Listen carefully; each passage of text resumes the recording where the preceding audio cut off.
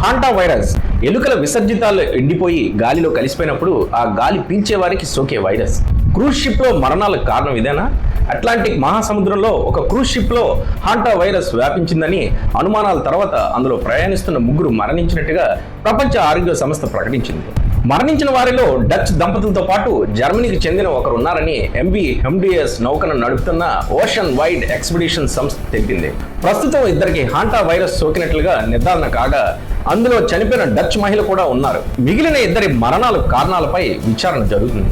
మరోవైపు నౌకలోని 2 సిబ్బంది శ్వాసకోశ సమస్యలతో బాధపడుతున్నట్టుగా ఓషన్ వైడ్ ఎక్స్పెడిషన్స్ వెల్లడించింది.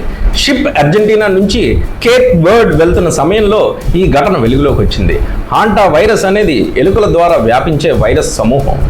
ఎలుకల విసర్జితాలు ఎండిపోయి గాలిలో కలిసినప్పుడు ఆ గాలిని పీల్చడం వల్ల ఇది మనుషులకు సోకుతుంది.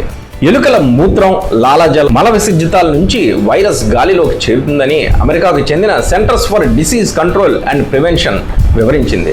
అరుదుగా ఇవి కరవడం లేదా గీరడం వల్ల కూడా వ్యాపించవచ్చు. ఈ వైరస్ 2 రకాలు. తీవ్రమైన అనారోగ్యాలకు కారణమవుతుంది. Hanta virus pulmonary syndrome. ఇది మొదట అలసట, జ్వరం, కండరాల నొప్పితో మొదలై ఆ తర్వాత తలనొప్పి, కళ్ళు తిరగడం, చలి, ఉదర సమస్యలకు దారితీస్తుంది. శ్వాసకోశ ఇబ్బందులు తలెత్తితే మరణాల రేటు సుమారు 38% వరకు ఉంటుందని CDC తెలిపింది. ఇక రెండవది haemorrhagic fever with renal syndrome. ఇది చాలా ప్రమాదకరమైనది. ప్రధానంగా మూత్రపిండాలపై ప్రభావం చూపుతుంది. రక్తపోటు తగ్గడం, అంతర్గత రక్తస్రావం, మూత్రపిండాలు వైఫల్యం చెందడం వంటి లక్షణాలు కనిపిస్తాయి. దక్షిణాఫ్రికాలోని ఒక ఆసుపత్రిలో ICUలో ఉన్న 69 ఏళ్ల బ్రిటిషర్కు హాంటా వైరస్ సోకినట్టుగా నిర్ధారణ అయింది.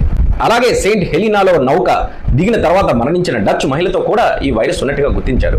బ్రిటన్, నెదర్లాండ్స్ దేశాలకు చెందిన 2 సిబ్బంది తీవ్రమైన శ్వాసకోశ సమస్యలతో బాధపడుతున్నారని, అయితే వారికి హాంటా వైరస్ సోకినట్టుగా ఇంకా ధృవీకరణ కాలేదని ఓషన్ వైడ్ ఎక్స్పెడిషన్స్ తెలిపింది.